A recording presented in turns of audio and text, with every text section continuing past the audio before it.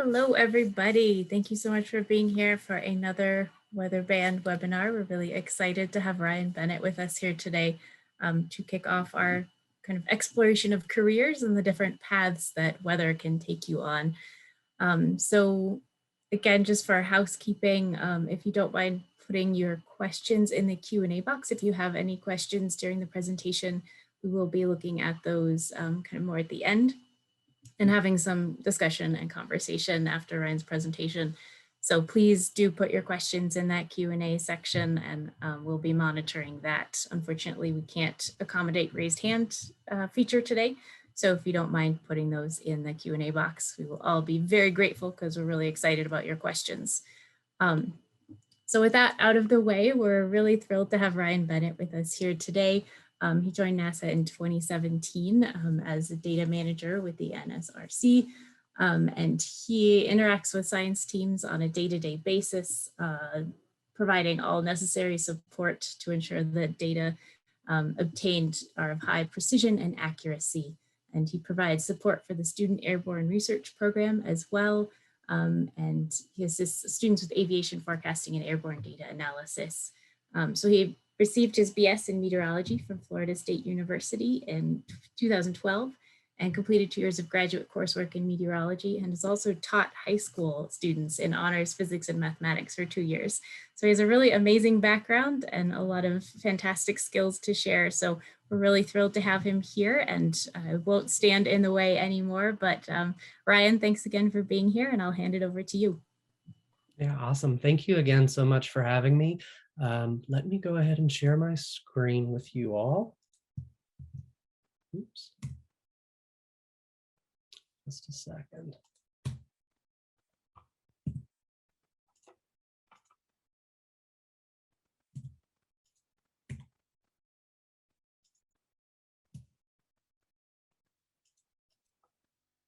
There we go. Now it should be working. Okay, so once again, thank you all for having me today. I'm really looking forward to getting to share a little bit of, I guess, my pathway into the career position that I currently have. And basically, I guess, the unexpected nature of kind of the different venues of the science that I get to work with and share with folks every day. So today, we'll just call this the Introduction to Earth Science Operations and Research within NASA Airborne Science as a whole, because for each person that you ask, it's going to look a little bit different depending on what their specialization is and which instruments that they get to work with. So without too much delay, there we go. Now it's working.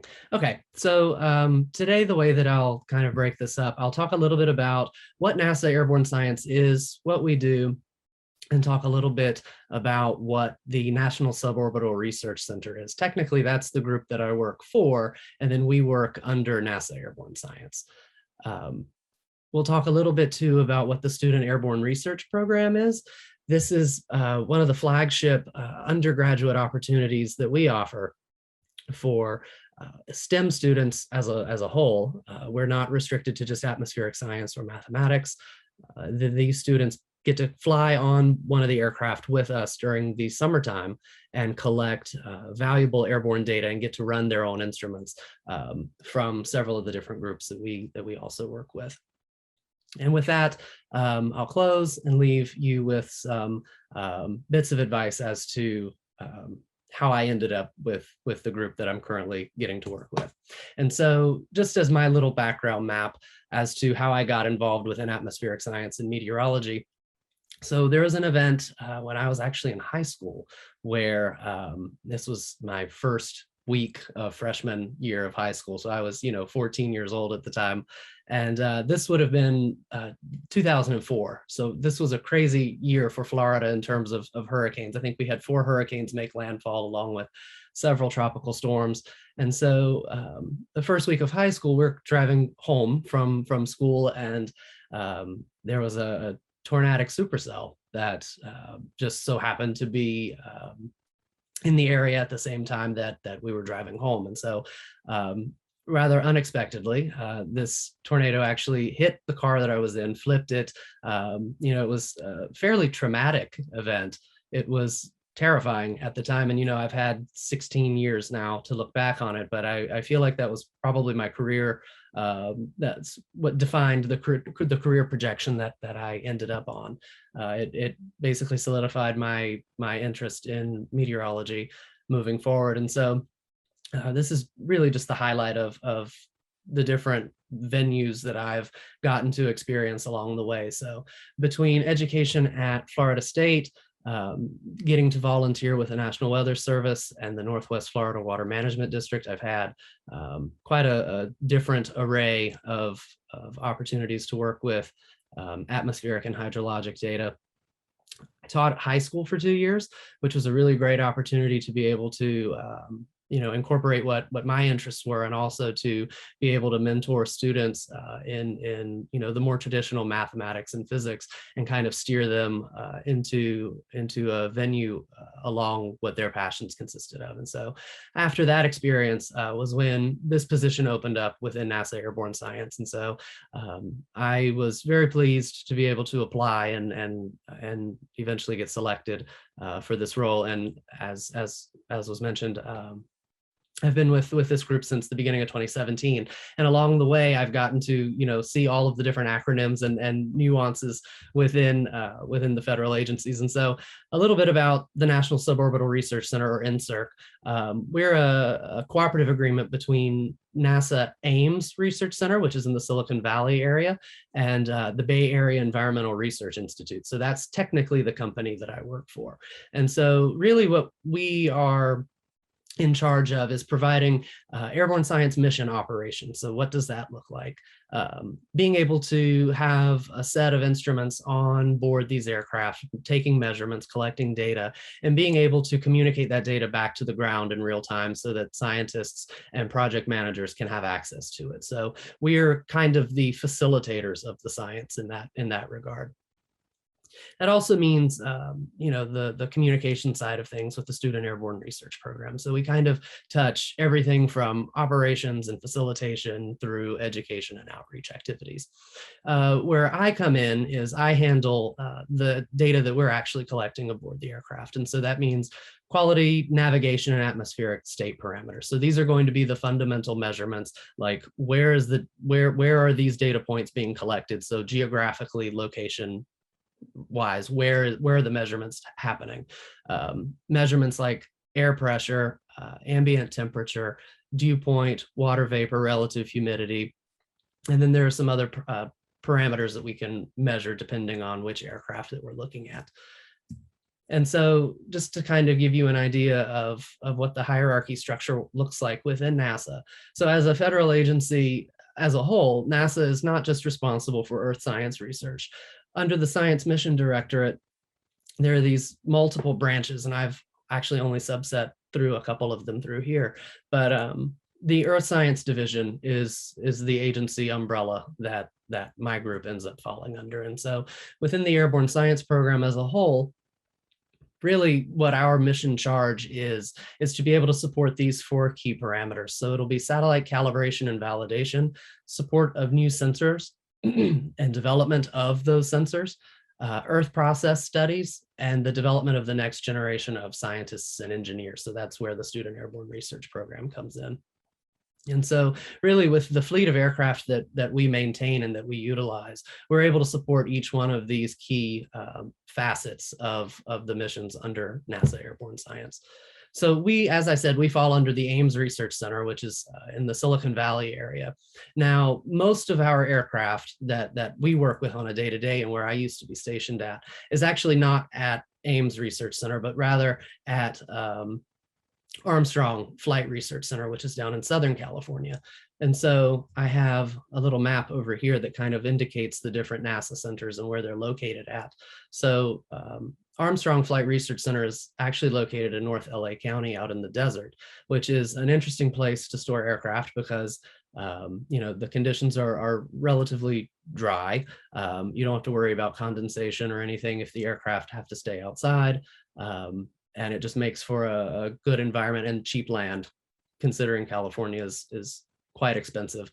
So there was a tremendous amount of hangar space for the aircraft down that way. And so that's where most of the research aircraft that we work with are based at. And so just to give you kind of an idea of what these research aircraft look like, and basically how high they can fly, because depending on the mission objectives, different aircraft are suited to different payloads of instrumentation.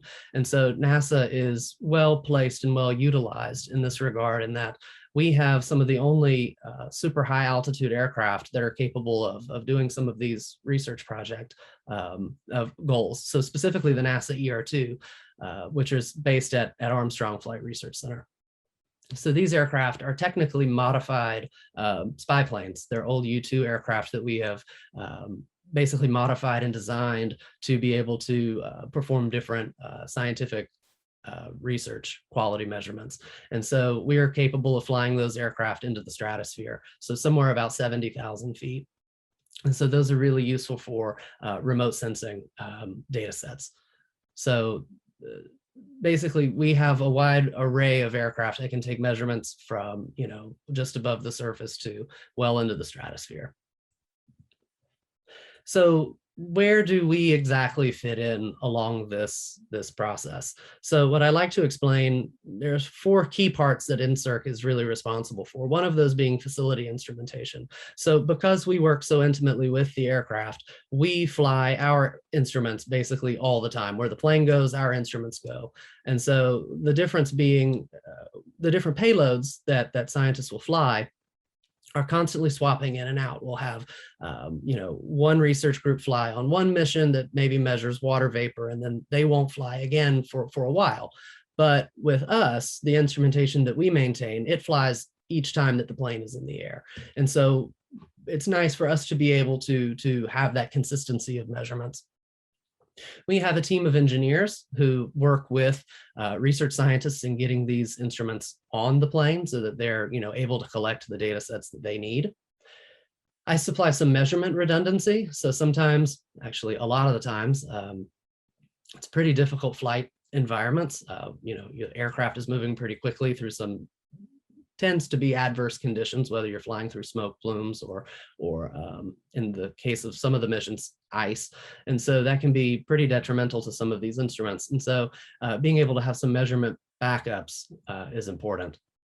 And then with new sensor integration, we're fortunately able to be able to test several off-the-shelf or some one-off instruments. And so with that we're kind of the handshake, if you will, between the aircraft crew and the aircraft side of things and the flight scientists. So we're kind of the go-to intermediary between the two. And so what I wanted to highlight, just since I've started working with NSRC, we like to have a lot of logos and stickers and labels for these different airborne missions. And so just what I wanted to share with you a little bit here are all the different missions that I have been involved in. And so, you can see basically over the course of the calendar years and seasons, the different airborne campaigns that we've been affiliated with. Even with COVID happening or starting last year, you'll notice we've still had the opportunity to actually engage in several different airborne missions, notably our new Earth Venture mission, so Activate, for example. It's been challenging to be able to work in these conditions just because, most of us are still teleworking. But in the case of the science, we still have the ability, fortunately, to get out and work in some of, take advantage of some of these conditions, if you will. So even with COVID, the dynamics of being able to work with groups of people is different, and it will be different for quite some time. But at least with SARP, that's been an interesting change to our typical plan. So the student research program went virtual for last year and then is again this year happening online. Excuse me. So the importance of the measurements that we take. So I like to show this graphic just because, who, what, where, when, why. And so without being able to answer each of these 5 components, the measurements that we make lose value. And so being able to attach these different metadata to the different suites of instrumentation that we have really is a value add. And this is where my group really comes in. So I won't go through or list off the different instruments that we support, but if you'll notice, each one of these who, what, where, when, and whys, these components are a value add, not only to us in terms of flight operations, but to the research community as a whole. If you don't know where certain measurements occurred geographically or in time, for example, it really doesn't have value when you're trying to co-locate other sets of data that have been collected. So I'll run through an example of one of the measurements that we're responsible for in terms of an atmospheric state measurement, and the most important component of why it is what we do. And so with this one, I'll just start off with something as basic as, say, temperature. And so, the question that I like to ask, especially when I'm talking with students, is why do we get paid to take the temperature of the air outside of the aircraft? Like, anybody can measure temperature, right? And so I just like to show, even talking about temperature, we have a host of different instruments that we use that measure temperature. And so from an aircraft perspective, what does that actually look like? And so what I like to introduce here is basically how challenging it can be to take something that we just assume is a trivial measurement. And so what I show here, this is a total air temperature probe. And really what it is designed to do, it screws into a manifold that exists inside of the aircraft. The physical airstream that moves along the plane, basically along the aircraft skin, has to travel into this inlet. And so it's sticking outside into the air as the plane is moving. And so, the aircraft is moving at, 400 knots. It's moving pretty quickly. And so it's exposed to a lot of different environmental conditions. So one of them being solar radiation. If you don't have a sufficient airflow, your temperature reading is going to be altered from what you would expect. Some other potential contaminants, liquid water vapor, or excuse me, liquid. So flying through, cumulus cloud, for example, anytime that you have liquid water, has a tendency to wet the resistor element inside of the tap probe, and so you'll have some resistive cooling, and you won't be able to adequately or accurately measure what the outside temperature is. Now, ice is a little bit tricky because you're likely going to be encountering what's called supercooled liquid. And so then what happens is as the liquid, or the supercooled liquid, touches the probe, you end up with ice accretion, which will basically prevent air from being able to flow into the probe. And then you're not going to be measuring the airflow, period. This was an interesting one. So we had an airborne campaign a couple of years ago out in the Northwest called Fire XAQ. And one of the things that we noted was the ingestion of soot particles ended up adhering to and contaminating some of the measurements that we were making, just because of the density of the smoke plumes that we were encountering. And then I noted, the speed at which the aircraft is traveling. So we have to actually, in order to report an outside or an ambient temperature, we have to do a little bit of math to basically report what the temperature of the air is if it were not moving because of adiabatic compression. So physically along along the aircraft, this is what the probe looks like. Like I said, it sticks out right into the airflow. And just talking a little bit about how this measurement is made, it's generally with these resistors, it's a platinum element. And the reason that we use platinum with these instruments is because we know what the resistance to temperature relationship of the element is. Platinum is one of those materials that has a very well-defined resistance to temperature ratio. And so using what's called the Callendar-Van Dusen relationship, we can make the measurement of resistance along that wire and then be able to back derive what the temperature must be because of that relationship. And so fortunately, I talked a little bit about ice and liquid effects. There are heated models of these probes. And so we actually have a collection of both heated and non-heated probes. Then you're asking, I'm sure, well, if you have heated probes, then why fly one that's not? There's a little bit of a trade-off. So with the heated probes, you are sacrificing your response time. And the trade-off basically goes, if you fly the probe that's not heated, you have a faster response to changing temperatures. Whereas if you fly the heated model, you might not deal with ice accretion, but you're not going to have as quick of a temperature measurement response during changing conditions. And so what I also like to show from an engineering standpoint here, because we also facilitate the instrument uploads and de-integration of the plane, I'm starting here with a video and showing you what the DC-8 looks like empty. And I'm going to let this run through and play so that you can see what the plane looks like as it basically is ready to go off onto a science mission.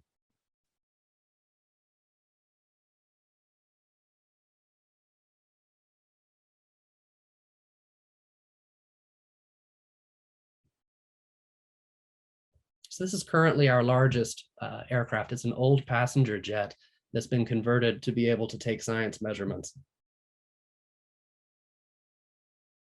And for these larger airborne missions, we will fill every row and every seat with different working groups.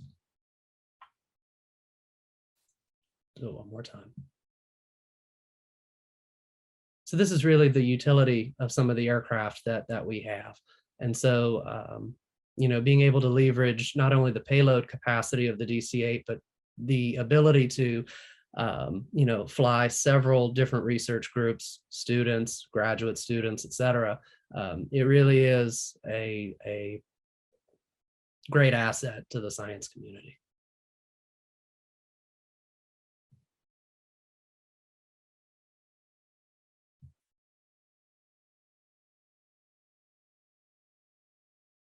And take several days to actually completely fill up.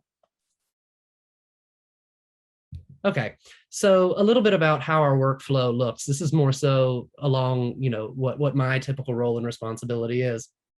So using this little infographic, my job really starts once we're actually flying. And so from the time that we collect data and then that data ends up into the public's hands, there are really two different pathways. So within the first set of days to hours after a flight, I tend to support what's called field data. So this is going to be for the scientists in the field who are, day to day using our data sets. So this is generally available within, a couple of hours after landing to within a day or so of the research flight ending. So generally I'll apply a quick QA/QC protocol to each of the measurements that we take. So looking for any type of outliers, making sure that the measurements actually make sense, that there are no instrument issues that need to be addressed, or new elements or whatever installed. Because being able to catch these issues, before they arise is great, but if something goes wrong during a flight, it needs to be addressed as soon as possible so that you're not flying again with a messed up instrument. The longer term side of things, so this would be for your publication quality data. These data sets must be made available to the public according to open data policy. And so generally this happens within 6 months or so to maybe a year after the data has been collected. And what this looks like, this is when the data has to be gone over again, basically looking for, again, any type of issues that maybe, didn't get caught the first time, as far as, like, I'll give you an example, looking at some of the water vapor data, trying to sleuth out what some of the instrument artifacts would be. With this data as well, all instrument calibrations are applied at this phase. So all instruments are prone to some type of drift. And so with the calibrations, basically what we're doing is taking care of and adjusting for that offset. Some non-physical artifacts, like I mentioned with,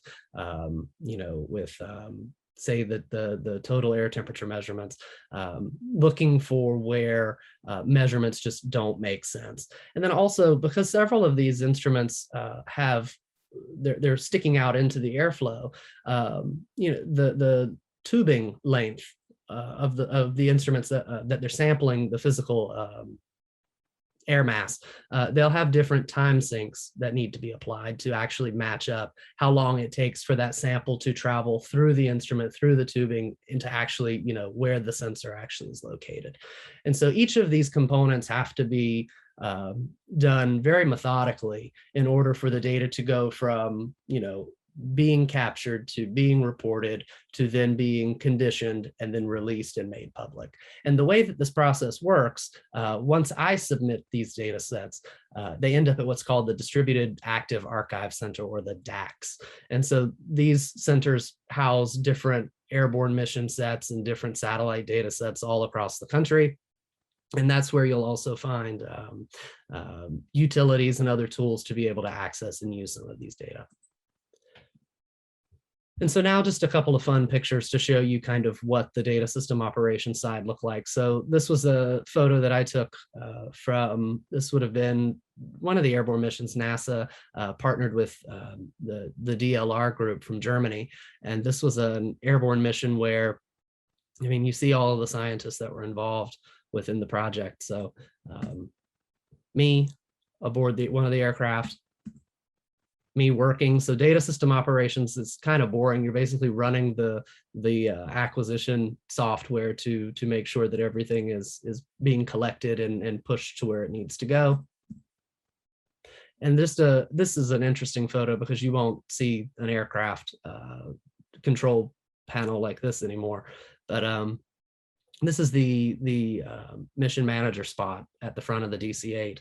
And I always like to show this photo because most people who've flown on any of the newer aircraft, they don't see anything like this. So data system operations is a little bit different because you're basically sitting in front of a computer while on the aircraft.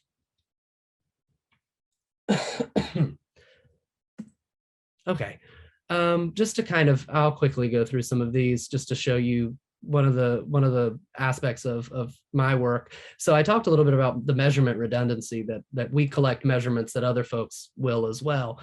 And so one of the things that we always will do during the publication phase of data sets is the comparison of these redundant measurements. So to what extent do the same measurements agree or disagree? And so what I always like to start off with, so this is temperature, remember the trivial measurement, or so most people like to think. And so this is just a quick snapshot from one flight.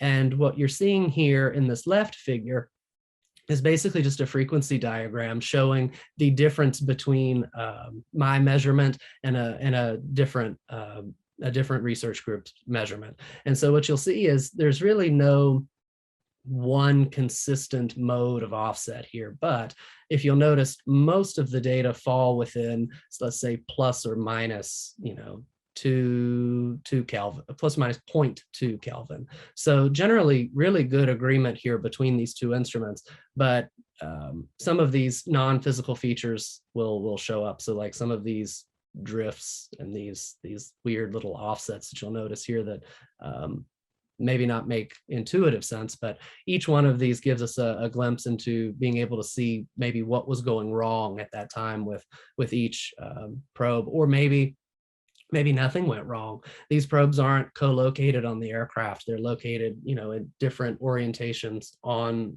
the skin of the plane. And so maybe one, was experiencing some water vapor at one time and the other one wasn't. So another set of comparisons that I like to show, this one's a little bit different. We're not comparing two instruments on the same plane, but this time we'll be comparing two instruments on two different planes that were basically wing by wing. And so here's just a three-dimensional map that I've made of flights from two of our different aircraft. So the C-130 and then the B-200 in green. And this leg here, this flight leg here, is when we did what was called the flight wing to wingtip comparison. And then here's just a quick photo of what that looked like. So literally they were within 1,000 feet or so from each other. So here's just a set. These are 4 different parameters that I was just wanting to show a quick inner comparison of. So in the top left is air temperature. The top right is dew point. The bottom left is ambient pressure. And then the bottom right is wind speed. And so I'll just leave this slide for you to go through and look at in terms of an inner comparison. But for non-calibrated data and for a wing-to-wing inner comparison, this is actually really good. You notice that several of these features, like within the temperature profile or within the wind profile, you have not only really good structural agreement, but even, for non-calibrated data, this looks really good. And so in terms of science support, some of the extra value adds that we can provide, here are some images that I like to share. So on the left, there are 2. One is infrared thermal imagery, and then the visible image that corresponds to that same timestamp is on the right. So this was from Fire XAQ over the Williams Flats fire. So this was a wildfire in north central Washington back during the fall of 2019. And this was noted because it was the first time that a research aircraft flew through a pyrocumulonimbus cloud. So this was above wildfire at the time. And so with the IR camera, you can physically see where the fire front is located. Whereas in the visible imagery, I mean, you have a really nice look at the top of the convection, but you can't really see any of the fire behavior because of the smoke and the cloud that's in the way. In the top right, this is an image taken from the NASA DC-8, looking at the exhaust plume of the DLR A320. And so this airborne mission, basically what was happening, the DC-8 was flying behind the other aircraft, and we were sampling the exhaust plume as the A320 was burning different fuels. And the bottom right is an image of a total air temperature probe that did experience some supercooled liquid, and then there was subsequent ice accretion. So this was from the mission called HIWC, or High Ice Water Content, from 2015. And so this mission was kind of a little different in that they were physically looking, the mission managers were physically looking for flight conditions that commercial airliners would not want to fly in, or to be able to help address those types of concerns. And so I'm just going to move forward just a little bit here and talk about my role physically as some of the meteorology work that I get to do. So this is specifically for the Student Airborne Research Program. For each summer, we like to be able to collect a set of remote sensing data. So literally looking at land and sea characteristics from, in this case, the NASA ER2. And so with these remote sensing missions, it's important to have a clear atmosphere beneath the aircraft. And so over Southern California, where these flight lines are usually collected in the summertime, that can be incredibly difficult because of the marine inversion and the marine layer. And so what I show you here is on the flight day, you see the marine layer in the morning really well developed. And then as we head into the afternoon, because of a little bit of an offshore wind event, the area of the Santa Barbara Channel really clears out towards the end of the day. And so as a mission meteorologist for this airborne campaign, it's incredibly, I don't know the right word here. It's a lot of pressure to be able to make these types of calls, because if you make the wrong call and the aircraft goes up, it's expensive if they can't collect the data. It can be thousands of dollars per flight hour. And so there's a lot of pressure riding on the decision that you make for a go or no go decision. So fortunately for that day, it worked out. And so with that, I'll talk a little bit about the Student Airborne Research Program, because this really is a one-of-a-kind opportunity, I think, for student engagement. And we've actually, we have a BAMS article that's currently under review called High Flying Interns NASA Student Airborne Research Program. And so with this opportunity, each year, barring COVID, the students get to go up and fly on the research aircraft and collect data. And so with the map on the right, you'll notice those are the flight tracks of 10 years of SARP data all co-located on top of each other. And so we really focus on Southern California because it is historically a region of the US that has notoriously poor air quality for different reasons in each one of these subsets. So whether it's the Los Angeles Basin or the San Joaquin Valley or the inland deserts, each one of those is a unique area with different qualities. And so what we like to highlight here is that we have had students from basically all over the country. And the main goal and some of the main statistics to be able to talk a little bit about the success of SARP is that we have numerous peer-reviewed publications that have come out of SARP. These are works that students have started during SARP and then have continued to work on during their career. We now have over 50 alumni with PhDs within STEM fields. So a lot of these students continue and will work through different NASA airborne science missions and go on to work as scientists within the agency. And so the background of students, like I said, that we accept, it's a wide range of backgrounds. So it's not just restricted to atmospheric science or meteorology. We have students basically from each type of STEM background that you can imagine. Here's just some photos that have accumulated over the years of students physically being engaged with taking, whether it's whole air samples in the very bottom, working on their computers during and monitoring different flight activities to be able to determine where to take certain samples. Some images from the forward cameras from the aircraft showing different features that are being flown over. And then one of the other components of SARP, especially if you're in the terrestrial ecology group, is that if you're using some remote sensing data that have been collected from the research aircraft, they also will go out and have field trips to do some ground validation in Southern California as well. And so it's always nice to be able to highlight some of the students' work. And so with that, here are two different examples of some SARP projects that have occurred over the last few years. So the image on the left, this was from a remote sensing project. A student was able to use some remote sensing data from the aircraft to basically be able to model different fire intensity estimates using it's an instrument called Avarice. So this is basically a camera looking downward that's collecting this data.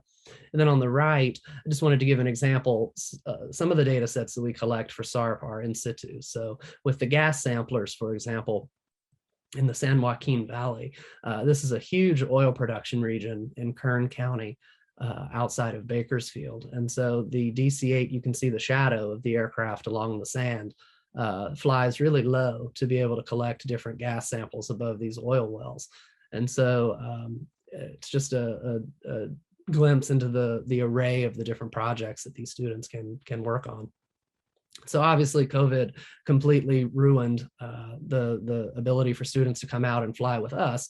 So instead we had to pivot and think of ways to engage our students virtually. And so last year, and again this year, we've been very fortunate to work with the Roland Blake whole air sampling group. So they're based out of University of California, Irvine.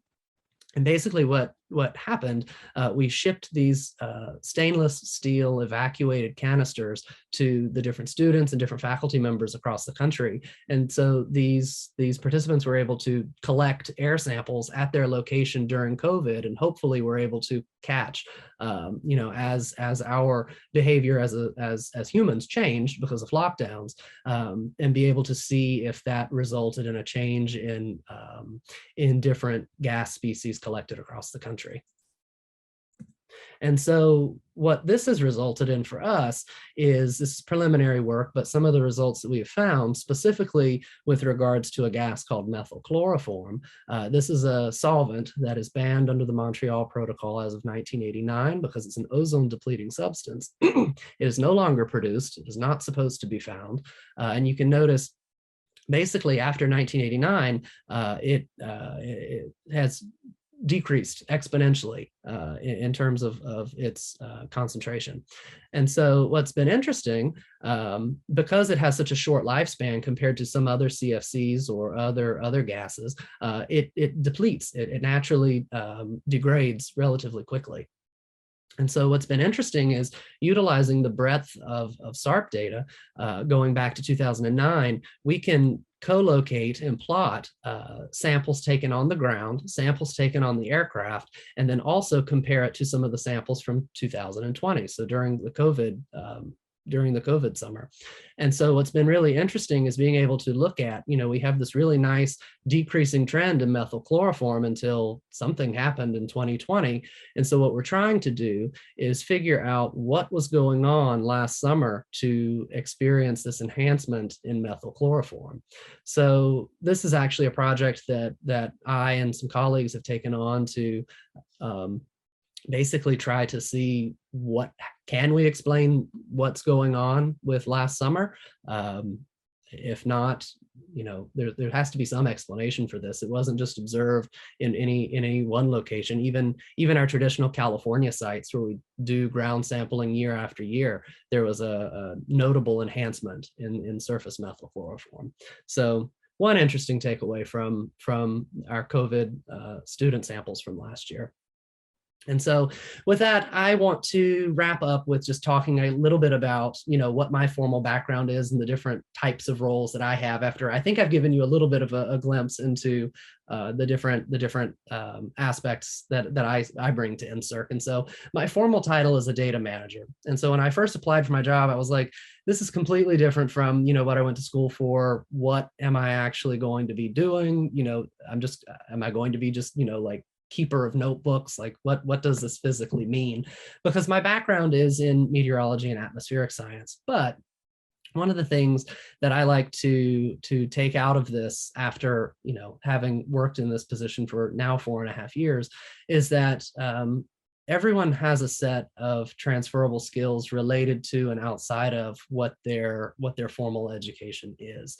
And so a lot of the work that I was able to participate in, whether formally or informally through some volunteer opportunities or even just through online learning, prepared me for the role that I have now. Granted, it's a little bit more software and computing intensive than what I expected, but a lot of it relies and pulls upon the fact that after having gone through formal education, being able to organize the data sets that I tend to work with, and being able to be organized, keep track of version changes, applying calibrations, basically these skills that you pick up along the way tend to follow you throughout your career. And so, how on earth does this tie into the different things that, I've noted here my overlapping responsibilities as a meteorologist in terms of flight support,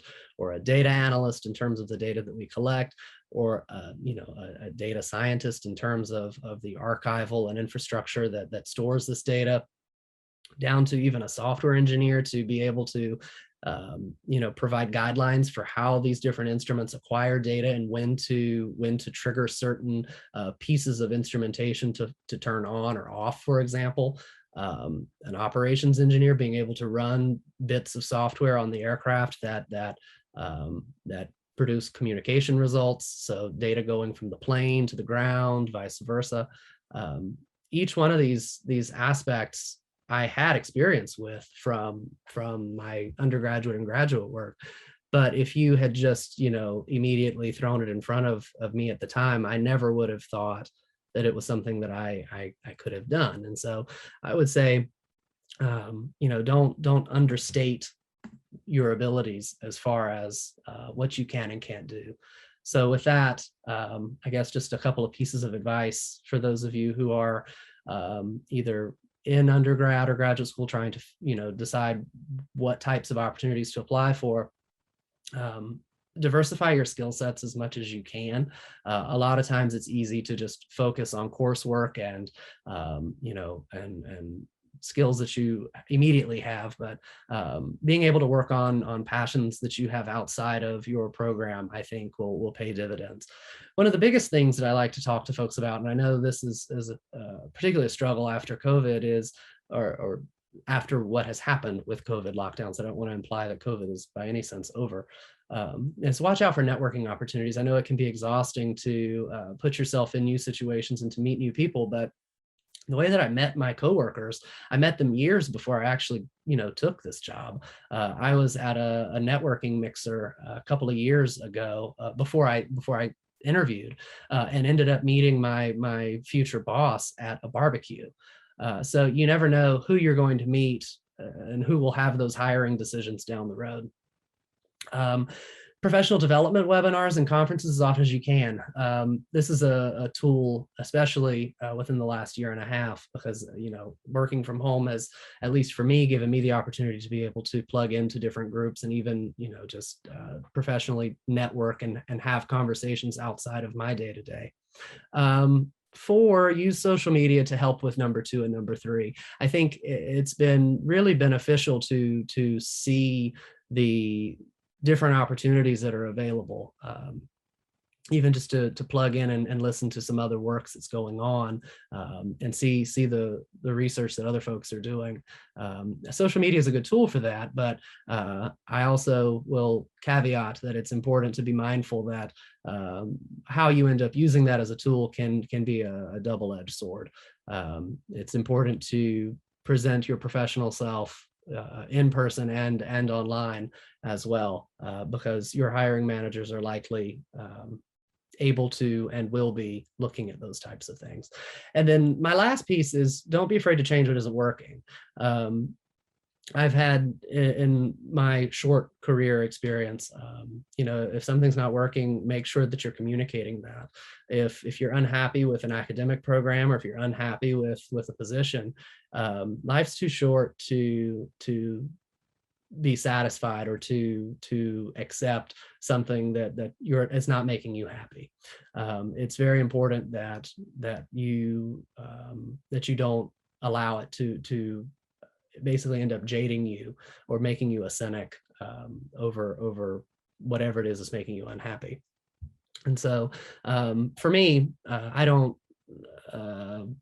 can't just fixate on my work. So I like to run, I like to spin bike.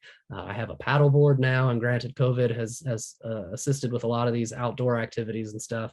But for me, it's a very big component of my day-to-day is making sure that I take time for myself to get outside and stay healthy. And then there's my bullet for social media. It's a great place to engage professionally, but be mindful of who you're interacting with and how you're interacting with them, because everybody sees it. And so with that, I just want to, again, thank all of you for the opportunity today to get to share a little bit of what it is that I get to work with, and how we as a community can basically facilitate the science that the agency has and the agency goals. And so with that, I'll take questions, comments, concerns. I've left up my contact information. So if you have any comments or questions that you want to make offline, feel free to reach out, shoot me an email. And I look forward to taking some questions.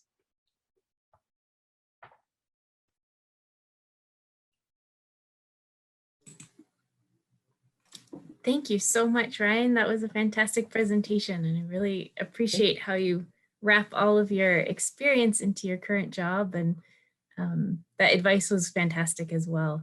Awesome. So we did have one question that came in here, and then I have a couple myself that I wanted to follow up on. But Rick is asking how you access the data sets that you spoke about that are available for the public. Yeah. He says it would be interesting to incorporate this type of data into classroom exercises. Yeah, absolutely. So the data sets that we have are all available on, should be NASA Earth data. You'll have to make an account to be able to access it, which basically it's just so that we know how to not only track what's being downloaded, but also to be able to reach out in case there are any future data set modifications. Data sets basically go through a living cycle, just like an organism would. Just because it's been released to the public doesn't mean that it's not going to change. And so with that, NASA Earth data is going to end up being your source for that. Great. Thank you for that explanation. But I will also add the GLOBE is another program that I know NASA and NOAA both work with. And GLOBE has a lot of different education outreach opportunities and things like curriculum development, et cetera. So that would be a really good location outside of, physical collected data. I know that they also have a really good program set up.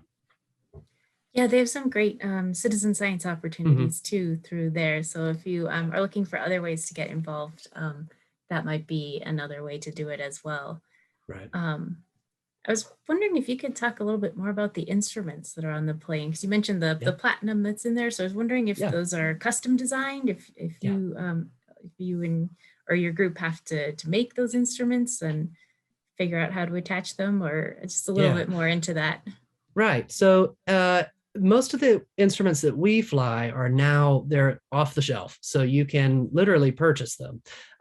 Now, most of them are specifically designed for aircraft use, which is great because it's minimal work in order for us to utilize it. I mean, we still have to basically go through pressure checks and everything like that with, being able to fly it. But yeah, for the most part, at least the instrument suites that we use, they're available to purchase. Now, some of the, I don't want to call it redundant measurements, but some of the PI measurements.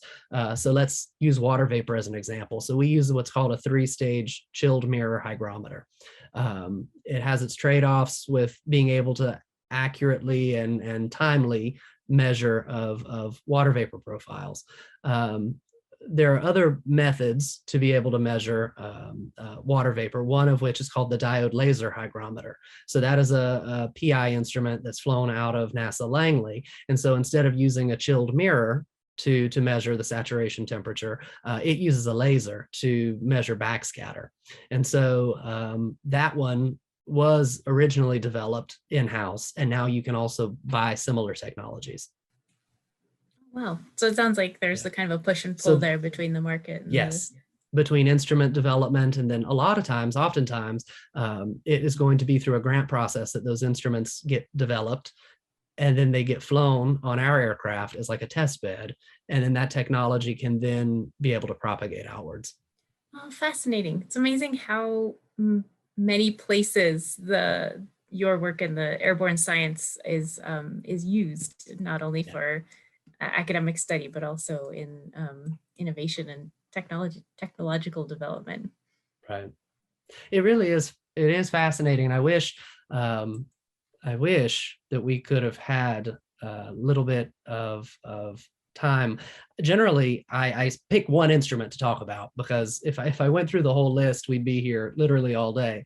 But it's interesting being able to see the different technology employed to measure, the same thing. And each one has its pros and cons, but and even availability. Oh, sure. Yeah. All right, we had one other comment come in here.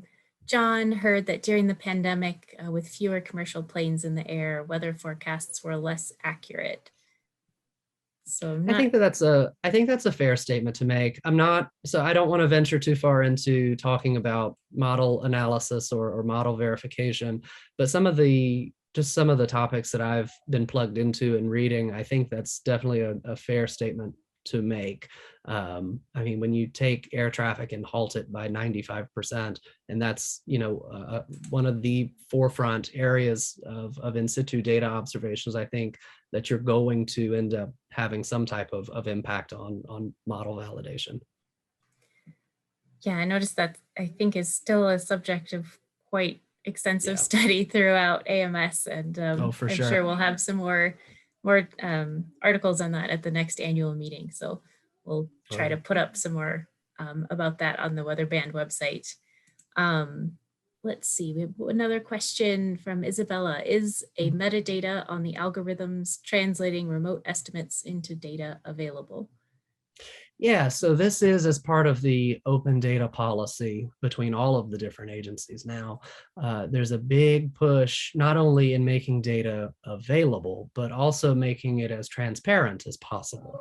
And so along with the NASA Earth data site, in addition to being able to retrieve the data, one of the pathways that we're moving forward with this is to make not only the instrument metadata available, but also instrument uncertainties, accuracies, precisions, basically any software that's used to derive from moving from the raw data to the level 1, level 2, et cetera data. This is something that's a work in progress. Different centers and different DACs, different data repositories will, of course, be at different levels of this. But we're in the process now of at least everyone will be moving towards that standard.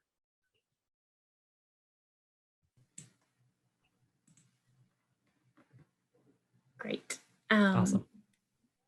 All right. I had just one other question, if you don't mind, Yeah. about if you work at all with unmanned aerial vehicles, or if there's, considering how much time it took to load all of the sensors onto that plane, which is an amazing time lapse. I was curious about not having people ride on the planes, and if that's right. So it's an interesting topic within airborne science, because we do have several unmanned drones. The issue is several of them are small, and so their payload capacity is only on the order of pounds. And so when you're dealing with, either, especially with in situ measurements, like if you're trying to collect gas samples, I mean, you're dealing with weighty instruments there. And so for some platforms, it really doesn't make sense with drones. There is a drone program called the Global Hawk, which is it's a unmanned, remotely piloted vehicle.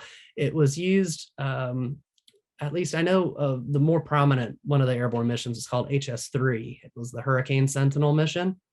And the utility of the Global Hawk is that it has a long range, can be piloted from basically wherever, and it was used pretty extensively.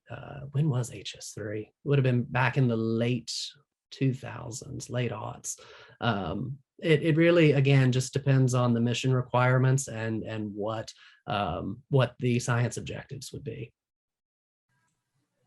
Got it. Yep. All right. Well, I know we're approaching the top of the hour, so I don't want to overstay, trespass too much on your time. Just want to give you a huge thank you for this amazing talk and for sharing your knowledge and your expertise with us today. So thank you again, and thanks to all of you for coming.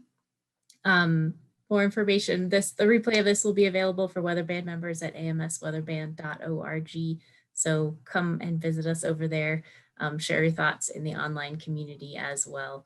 And we'll look forward to more conversation. But thank you so much, Ryan. Sounds good. Thank you all. I appreciate it. Have a great rest of your day, everyone. Take care.